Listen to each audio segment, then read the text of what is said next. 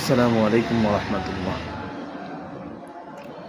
সম্মানিত প্রিয় ভিউয়ার্স, আজ আমি আপনাদের সামনে একটি কোরআনুল কারীম থেকে মুবারক খান একটি আয়াত আপনাদের সামনে তেলাওয়াত করব।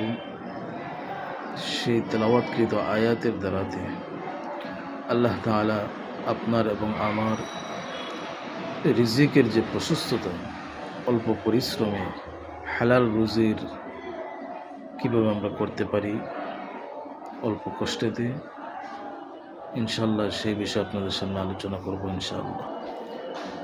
প্রতিদিন একই সময়ে 1100 বার যদি আমরা এই আয়াতটুকু আমরা তেলাওয়াত করি প্রতিদিন, ইনশাল্লাহ অল্প কিছুদিনের ভিতরে আমরা অল্প পরিশ্রমে হালাল রুজির আমল ইনশাল্লাহ আমরা গ্রহণ করতে পারব এবং আমরা তার ফলাফল ইনশাল্লাহ অল্প দিনের ভিতরে পেয়ে যাব ইনশাআল্লাহ।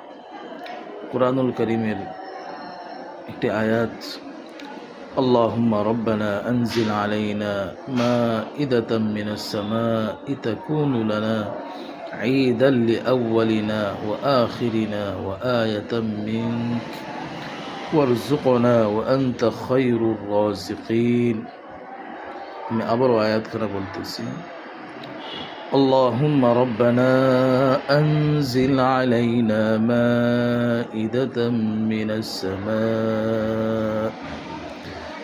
السماء تكون لنا عيدا لأولنا وآخرنا وآية منك وارزقنا وأنت خير الرازقين.